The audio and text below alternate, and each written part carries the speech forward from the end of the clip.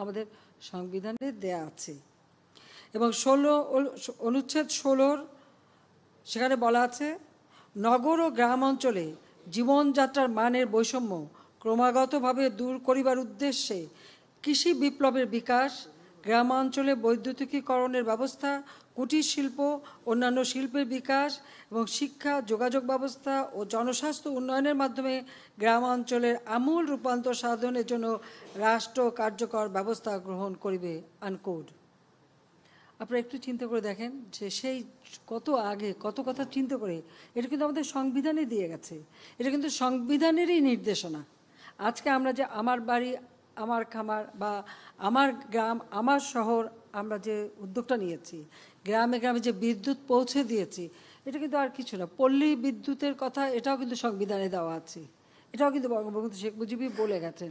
তা আমরা কিন্তু যেটা করছি, জাতির পিতা যেটা করতে চেয়েছেন ঠিক সেই বিষয়টাকে আমরা গুরুত্ব দিয়ে সেটাই অনুসরণ করে আমরা করে যাচ্ছি বলে আমাদের আজকে কিন্তু দেশ এগিয়ে যাচ্ছে।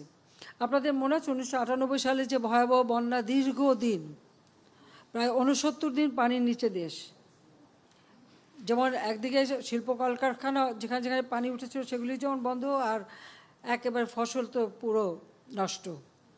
তখন অনেক আন্তর্জাতিক সংস্থাটা বলেছিল যে এই বন্যা মানে বাংলাদেশ সামাল দিতে পারবে না, 2 কোটি মানুষ না খেয়ে মারা যাবে।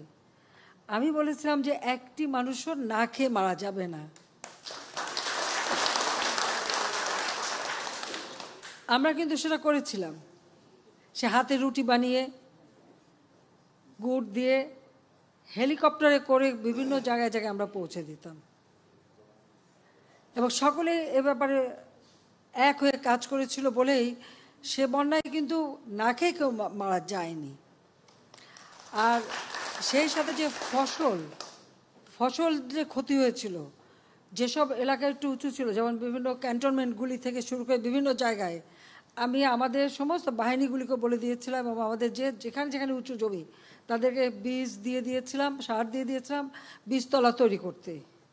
পানি নামার সাথে সাথে আমরা কৃষকদের জন্য সেই বীজতলাগুলি এয়ারফোর্সের হেলিকপ্টারে করে বীজতলা সার এবং নগদ টাকা কৃষকদের কাছে পৌঁছে দিই, এবং বাংলাদেশ প্রথম খাদ্যে স্বয়ংসম্পূর্ণতা অর্জন করে। যেদিন পার্লামেন্টে এই ঘোষণাটা দিলাম সেই দিন বিএনপি, খালেদা জিয়া পার্লামেন্টে বসা, সাইফুর রহমান বসা, তাদের সাবেক অর্থমন্ত্রী সবাই, আমি যখন এটা ঘোষণা দিলাম সাথে সাথে তা উঠে বলল, খাদ্যে স্বয়ংসম্পূর্ণ ভালো না, খাদ্য সাহায্য পাওয়া যাবে না। ওদের মানসিকতাটা কি, ওদের চিন্তা ভাবনাটা কি? এই যে চিন্তার দৈন্যতা, অর্থাৎ মানে সারা জীবন আমরা ভিক্ষা চেয়ে খাবো। আমি উঠে দাঁড়িয়ে বললাম যে জাতির পিতা বঙ্গবন্ধু শেখ মুজিব বলেছিলেন ভিক্ষুক জাতির ইজ্জত থাকে না। তা আমরা তো কারোর কাছে হাত পেতে চলবো না, আমাদের নিজের পায়ে দাঁড়াতে হবে। যখন একটা যুদ্ধ বিধ্বস্ত দেশের শাসনভার হাতে নেন জাতির পিতা বঙ্গবন্ধু শেখ মুজিব, অনেক বিদেশি সাংবাদিক জিজ্ঞেস করেছিলেন যে আপনার তো কোনো কিছুই নেই বাংলাদেশে, তারপর এই বিধ্বস্ত দেশ, 3 কোটি মানুষ গৃহহারা, 1 কোটি শরণার্থী, নির্যাতিত মা বোন, আহত মুক্তিযোদ্ধা, এই ধরনের একটা পরিস্থিতি, আপনার কোনো রিজার্ভ ফান্ড নেই, কারেন্সি নোট নেই, তা আপনি এই দেশটা কী দিয়ে গড়ে তুলবেন? বঙ্গবন্ধু শেখ মুজিবের উত্তর ছিল কি, আমার মাটি আর মানুষ আছে, আমি সোনার মাটি আর মানুষ দিয়েই আমি এই দেশ গড়ে তুলব, এবং আমি এটা সম্পূর্ণভাবে বিশ্বাস করি। আজকে আমরা গ্রামে গ্রামে বিদ্যুৎ দিতে পেরেছি, আজকে আমরা গবেষণা করছি, এই যে গবেষণা করে আজকে কৃষিতে যে সাফল্য আমরা অর্জন করেছি, এই গবেষণা ইনস্টিটিউটগুলিকে তো জাতির পিতা বঙ্গবন্ধু শেখ মুজিবের হাতেই কিন্তু করা, এবং তিনি এটা করে দিয়ে গেছেন। তিনি কৃষি গবেষণা ইনস্টিটিউট করেছেন, পাট গবেষণা ইনস্টিটিউট, কৃষি গবেষণা কাউন্সিল, ধান গবেষণা ইনস্টিটিউট, তুলা উন্নয়ন বোর্ড, এবং এরকম কৃষিভিত্তিক বিভিন্ন প্রতিষ্ঠান তিনি করে দিয়ে গেছেন।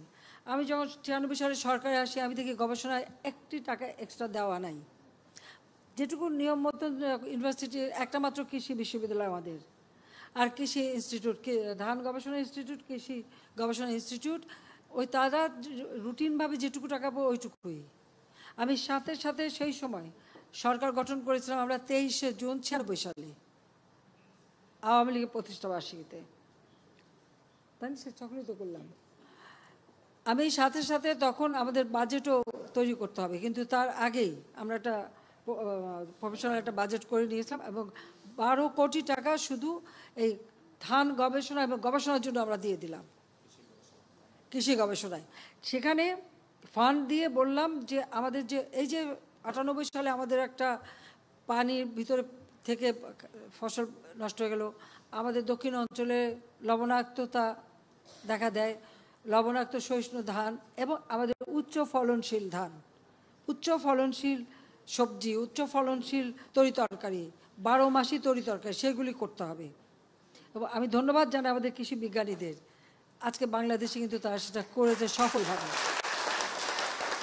লবণাক্ত সহিষ্ণু ধান ইতিমধ্যে বীজ আমরা দিতে শুরু করছি, হাইব্রিড ধান তো আমরা দিচ্ছি, অল্প সময়ের মধ্যে ফসল উৎপাদন হচ্ছে। এবার যে ঘূর্ণিঝড় হলো আমাদের হাওড় অঞ্চল থেকে বিভিন্ন অঞ্চলে আমাদের বোরো ধানটা একটু নষ্ট হয়নি, কারণ আমরা অল্প সময়ের মধ্যে যাতে অধিক ফলনশীল হয়।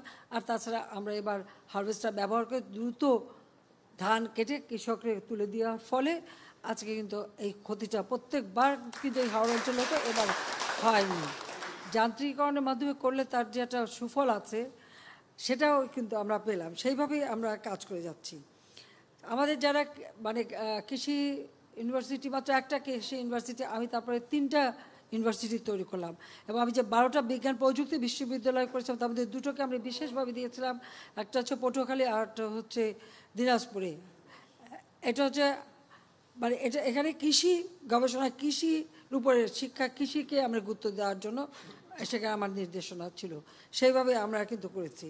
এবং আমাদের কৃষি গ্র্যাজুয়েট যারা, তাদের আগে পদমর্যাদা তেমন ছিল না, যেটা কিন্তু জাতিপিতা বঙ্গবন্ধু শেখ মুজিবই সেই পদমর্যাদা তাদের দিয়ে যান। এবং 73 সালে একটি তহবিল গঠন হয়েছিল সেটা পুরস্কারের জন্য, যে বঙ্গবন্ধু পুরস্কার তহবিল, যা 15 আগস্ট জাতির পিতাকে হত্যার পর সেটা কিন্তু বন্ধ হয়ে যায়। যাও, আমরা সরকারে আসার পর থেকে আবার সেই কৃষকদের জন্য আরও যত রকমের সহযোগিতা করা আমরা সেটা করে যাচ্ছি। এবং যখন ওরা কৃষকদের হত্যা করলো তারপরে কিন্তু আমরা আন্দোলন শুরু করলাম, কৃষক বাঁচাও দেশ বাঁচাও আন্দোলন।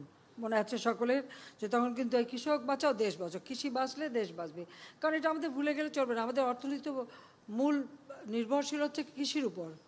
কাজে এই কৃষি অর্থনীতিটাকেই আমরা আরও উন্নত করে আমরা শিল্পায়নে যাব, কিন্তু কৃষি বাদ দিয়ে না, কৃষিকেও আমরা উন্নত করব এবং এই কৃষিভিত্তিক শিল্পটাই আমাদের বেশি গড়ে উঠবে। আমাদের কাঁচামাল তো এখান থেকে আসবে, সেটা লক্ষ্য রেখে আমরা সারা বাংলাদেশে 100টা অর্থনৈতিক অঞ্চল করছি। এই অঞ্চল করার উদ্দেশ্যটা আমার হলো, আমরা দেখি যেখানে সেখানে একটা ব্যবসায় নিয়ে একটা জমি কেনে আর একটা ইন্ডাস্ট্রি করে, আমার কৃষি জমি নষ্ট করে দেয়। আমাদের কথা হচ্ছে আমাদের 3 ফসলি জমি কোনো মতেই সেটা নষ্ট করা যাবে না, সেখানে কেউ কোনো মানে ইন্ডাস্ট্রি করতে পারবে না। যত্রতত্র যাতে এভাবে জমি নষ্ট করে শিল্পায়ন করতে না পারে সেই জন্য আমরা কৃষি মানে বিশেষ অর্থনৈতিক অঞ্চল করে দিয়েছি। আমরা এখন জমিগুলি নিয়ে নিচ্ছি, ধীরে ধীরে বিনিয়োগ হবে, কারণ এটা আস্তে আস্তে আমাদের উন্নত করতে হবে, কিন্তু যেখানে যতটুকু বিনিয়োগ আসে তাকে সেটা আমরা সেভাবে উন্নত করে দিচ্ছি। এটা করার একমাত্র উদ্দেশ্য আমার কৃষি জমি রক্ষা করা। তার কারণ আমাদের লোক সংখ্যা বাড়ছে, নগরায়ন হচ্ছে, উন্নয়ন হচ্ছে, কিন্তু তাতে আবার ফসলি জমি যেন নষ্ট না হয়। কিন্তু যে জমি আছে সেখানেই কিন্তু আমাদের জন্য ফসলটা উৎপাদন হয়, যাতে আমরা সবসময় খাদ্য উৎপাদন করে নিজেরা স্বয়ংসম্পূর্ণ থাকতে পারি। হ্যাঁ, দুর্যোগ দেখা দেয়, বন্যা, খরা, জলোচ্ছ্বাস, অনেক সময় ফসল নষ্ট হতে পারে, সেটা আলাদা কথা, কিন্তু আমাদের সবসময় মাথায় একটা রাখতে হবে যে আমরা আমাদের ফসল উৎপাদন করবো, কারো কাছে হাত পাততে হবে না। কারণ আমাদের খুব তিক্ত অভিজ্ঞতা 74 সালে নগদ টাকা দিয়ে কেনা খাদ্য কিন্তু আসতে দেয়নি, কৃত্রিমভাবে সেখানে একটা দুর্ভিক্ষ সৃষ্টি করা হয়েছিল, সেটা বঙ্গবন্ধু শেখ মুজিবকে যেভাবে হোক মানুষের কাছ থেকে বিচ্ছিন্ন করতে। আর সেটাও যখন সফল হয়নি তারপরেই তো 15 আগস্ট ঘটালো। এখনও কিছু লোকের কিন্তু সেই চেষ্টাটাই আছে। সেজন্য বলছিলাম 2013 সালের কালে আগুন দিয়ে মানুষ পড়ায়নি, ওরা হাজার হাজার গাছ কেটে ফেলেছিল। এই বিএনপি জামাত রাস্তার পাশে যত গাছ সব কেটে ফেলেছিল। সামাজিক বনায়ন একটা কর্মসূচি, এই টাকাটা সম্পূর্ণ মেরে খেত। আমরা আসার পরে এখন আমরা সেই সামাজিক বনায়নে যারা এই কাজটা পায়, তারা এই যে গাছগুলি লাগায়, যত্ন করে, বড় হয়, তার 70% যাতে তারা মানে যেটা লাভ পাবে, লাভের 70% এরা পাবে, সেই ব্যবস্থা কিন্তু আমরা করে দিয়েছি। অর্থাৎ গাছগুলি রক্ষা করা, সেই ব্যবস্থা আমরা করেছি। বাংলাদেশে প্রথম কৃষি বিষয়ে একটা নীতিমালা প্রণয়ন করা, মানে আমরা স্বাধীনতার 15 আগস্টের পরে আমরা এই জাতীয় কৃষি নীতি 1999 প্রণয়ন করি, কারণ একটা নীতিমালার ভিত্তিতেই যাতে কৃষি উৎপাদন বাড়ে সেই ব্যবস্থাটা আমরা নিয়েছিলাম। এবং আমাদের সারের দাম আমরা কমিয়ে দিয়েছিলাম। এখনও ব্যাপক হারে ভর্তুকি দিতে হচ্ছে, কিন্তু যেহেতু এটার সঙ্গে আমার দেশের মানুষের মানে খাদ্য চাহিদার বিষয়, সেই ক্ষেত্রে আমরা কোনো কার্পণ্য করি না। বাজেটে সবসময় আমরা এখানে ভর্তুকি দিই। 96 সালে আমি সরকার আসার আগে আমার মনে আছে একটা সংস্থা, যে সংস্থার বদলতে আমরা পদ্মা সেতু নির্মাণ করলাম আর কি, যারা বাধা দিয়েছিল আমরা করলাম। যাও, তারা ঠিক নির্বাচন আগে আমার কাছে আসলে লম্বা একটা তালিকা নিয়ে, সেখানে প্রথমেই লেখা, মানে একটা জায়গায় লেখা যে কৃষিতে ভর্তুকি দেওয়া যাবে না। তা আমি বললাম, কেন কৃষিতে ভর্তুকি দেওয়া যাবে না? আমি তো ক্ষমতা গেলে অবশ্যই ভর্তুকি দেবো। তো বলে তাহলে আমরা কোনো সাহায্য করব না। আমি তো কোনো ক্ষমতায় নাই, আজ কবে যাব তাও জানি না, কিন্তু ইলেকশন সামনে, আমি দিলাম যে আপনারা না দিলে তো কিছু হবে না, আমি আমাদের টাকায় দেবো। আমি যদি সরকার গঠন করে আমার টাকা আমি কৃষকদের ভর্তুকি দেবো এবং কৃষকদের সব রকম সহযোগিতা করবো।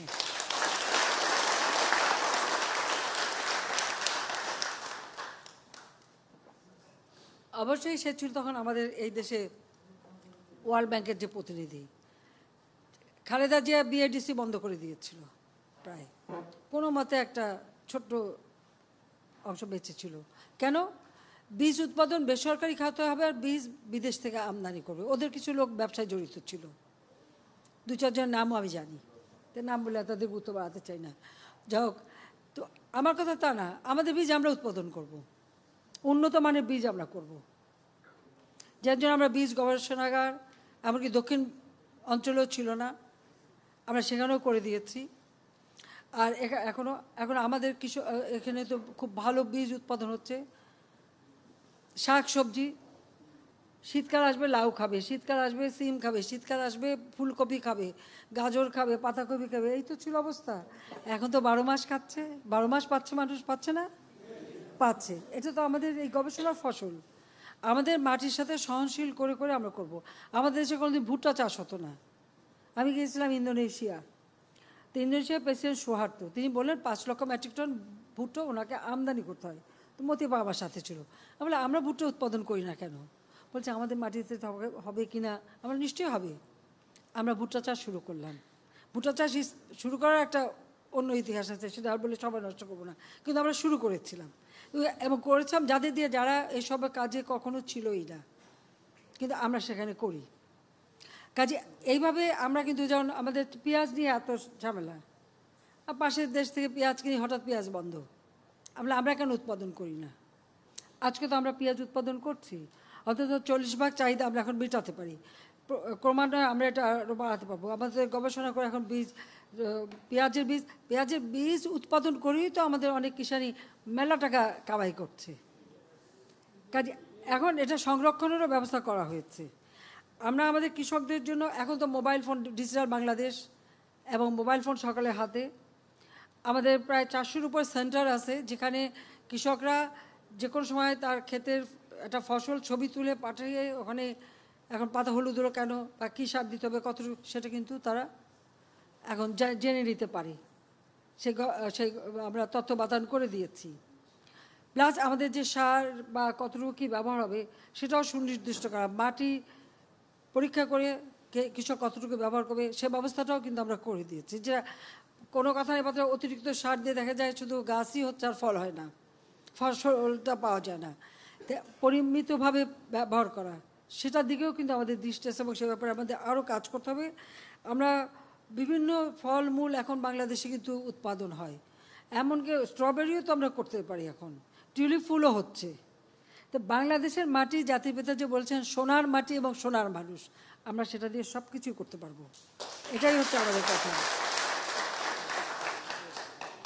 আমাদের কৃষকরা, তাদের ভর্তুকি টাকা দেওয়া হয়, টাকা এমনি দিতে গেলেই তো মাঝখান থেকে কেউ তো ওঠায় না, সেটা যাতে করতে না পারে তার জন্য আমরা কৃষকদের কৃষি উপকরণ কার্ড করে দিয়েছি। প্রায় 2 কোটির মতো কৃষি উপকরণ কার্ড আছে, যেটা দিয়ে তারা কৃষি উপকরণটা সহজে নিতে পারে। আর কৃষকদের ব্যাংক অ্যাকাউন্ট খোলা, মাত্র 10 টাকায় ব্যাংক অ্যাকাউন্ট যাতে খুলতে পারে। প্রায় 1,08,00,000 ব্যাংক অ্যাকাউন্ট আছে, কাজে তার ব্যাংক অ্যাকাউন্টে তাদের যে ভর্তুকি টাকা সরাসরি অ্যাকাউন্টে চলে যায়।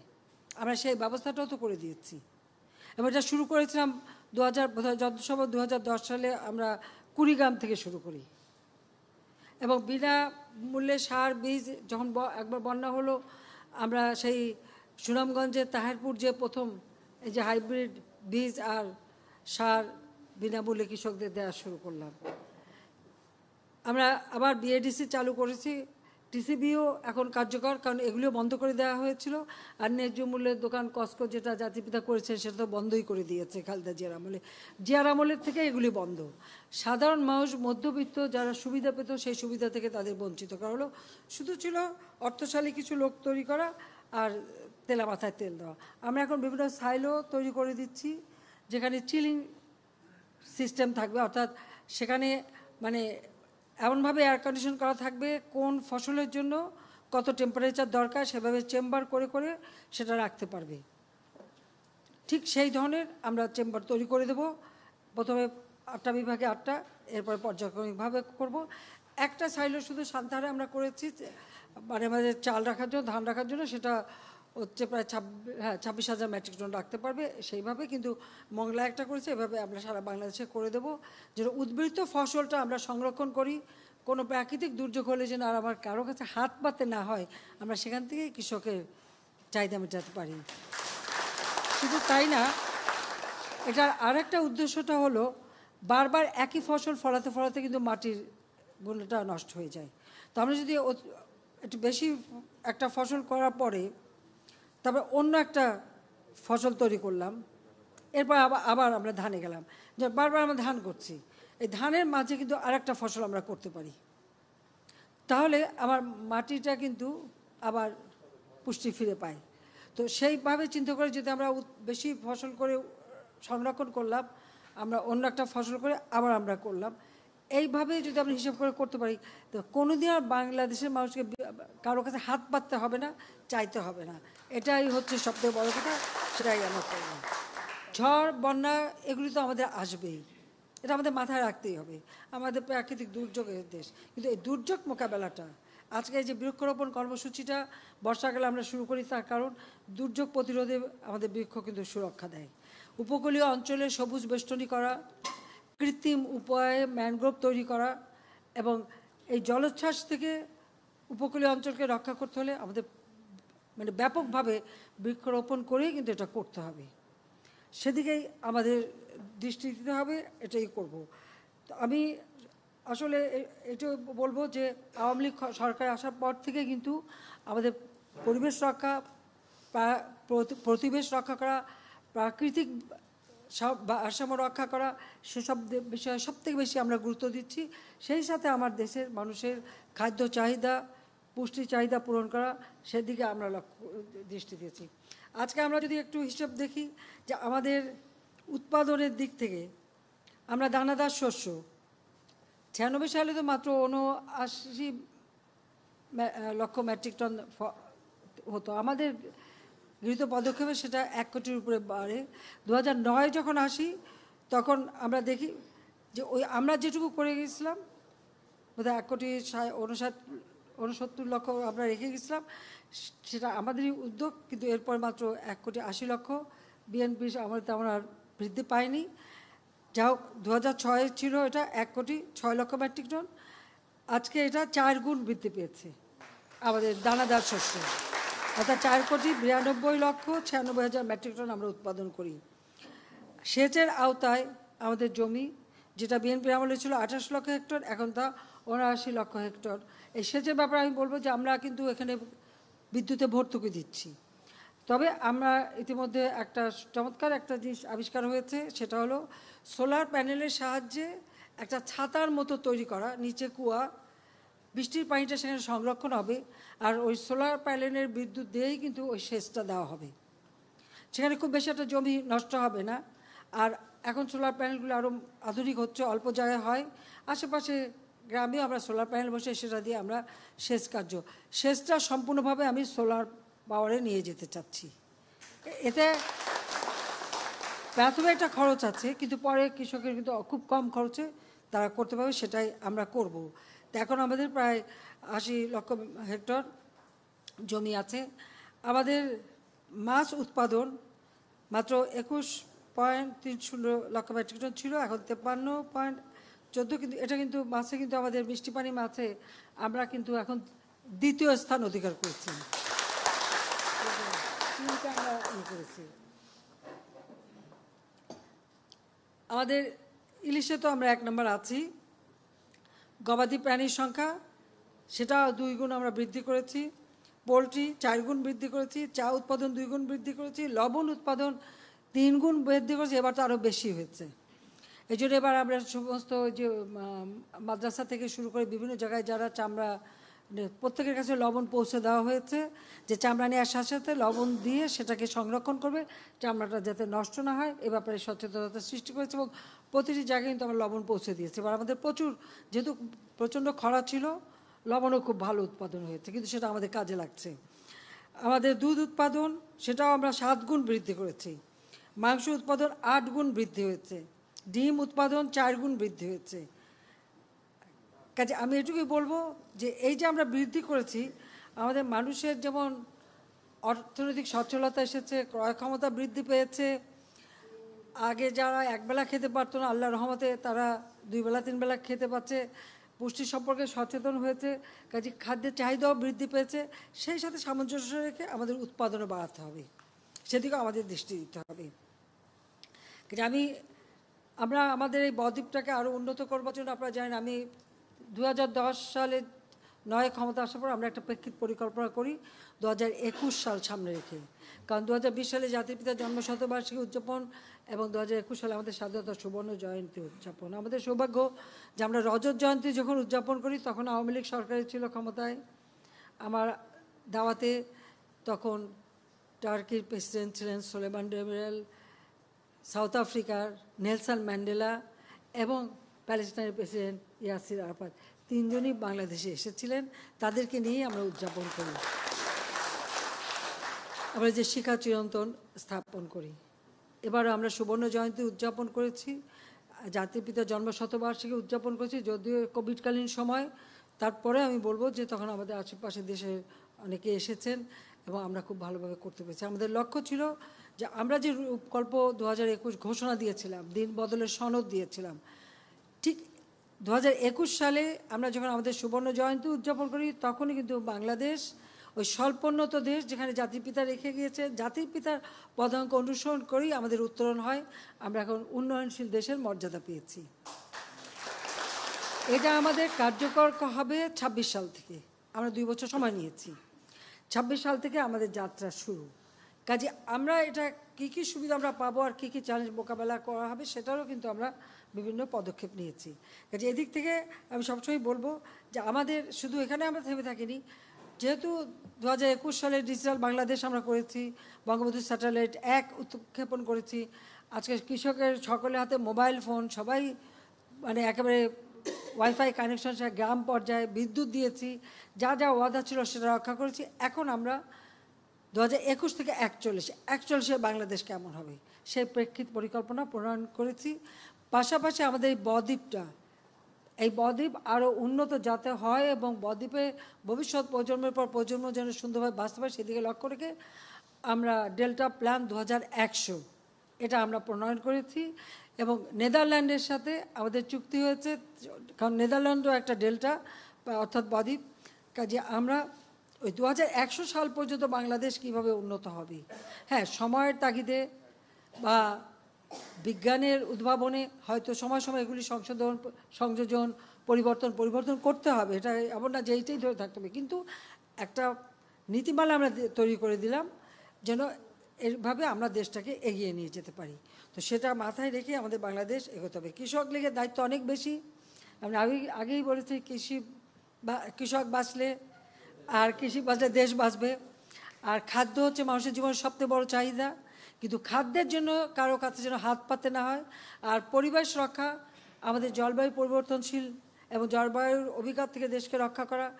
বাংলাদেশ কখনো জলবায়ুতে কোনো রকম ক্ষতি করে না, কিন্তু আমরা এর দ্বারা ক্ষতিগ্রস্ত হতে যাচ্ছি। সেই দিকে লক্ষ্য রেখেই আমাদের যে উন্নয়নের কর্মসূচিগুলো আপনারা লক্ষ্য করবেন, এবার দক্ষিণ অঞ্চলে সবথেকে বেশি উন্নয়নের কর্মসূচি নিয়ে ওই অঞ্চলের মানুষকে সুরক্ষিত করেছি, এবং এটা আরও সুন্দরভাবে আমাদের করতে হবে। কিন্তু গাছ আমাদের প্রাণ, গাছ আমাদের মানে আমরা শ্বাস প্রশ্বাস নিয়ে অক্সিজেন দেয়। কাজে বৃক্ষ যত বেশি আমরা লাগাতে পারবো, ফল আপনাকে ফল দেবে, খেতে দেবে, আবার সেখানে ফল থেকে তো আপনি উদ্ভিদ হলে বিক্রি করেও অর্থ উপার্জন করতে পারবে। একটি বনজ গাছ, সেটা যদি বড় হয় সেটা কাঠের জন্য বিক্রি করলে পরে অনেক টাকা পাওয়া যাবে। ভেষজ গাছ, সেখানে ঔষধি নানা ধরনের আয়ুর্বেদিক ঔষধ বা অন্যান্য ঔষধের কাজেও লাগে। তো এইভাবে আমরা যদি আমাদের দেশটাকে সবসময় একটা সবুজ করে রাখতে পারি, তাহলে বাংলাদেশ আর পিছিয়ে থাকবে না। অনেক দেশ তো মরুময় হয়, এটা হবে না।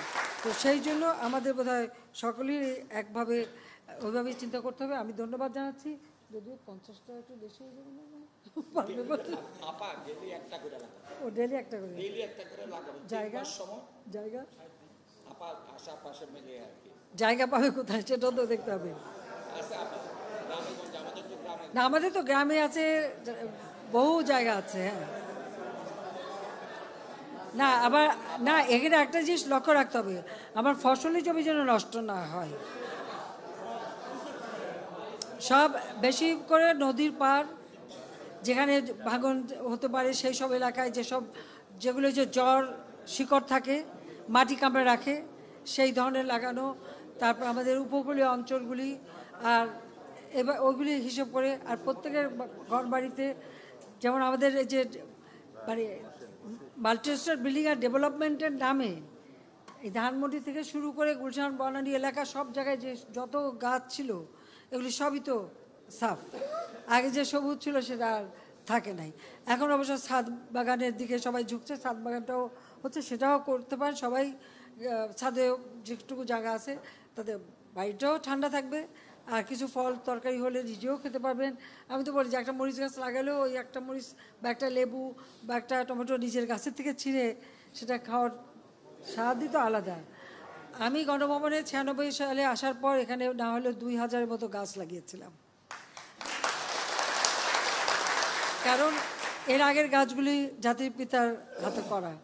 তারপর কিন্তু আমরা বিভিন্ন ধরনের ফলের গাছ সব আমরা লাগাই, আর এখন লাগাচ্ছি। আর এখন তো অনেক রকম আমরা ফসল উৎপাদন করেও দেখছি যে না ভালোই হয়।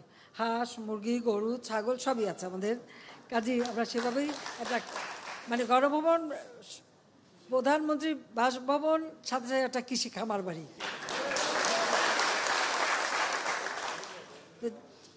যাই হোক, আমি সবাইকে আন্তরিক ধন্যবাদ জানাই যারা পুরস্কার পেয়েছেন। আমি কিছুক্ষণ পরে পুরস্কার দেবো, তারপর আমরা বৃক্ষরোপণ করবো। তো এখানে কতজনকে? 26 জন।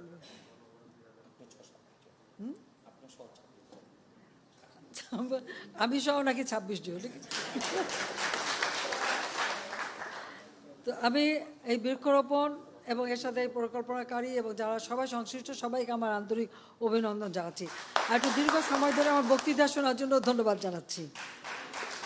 আমি আজকের মতো এখানে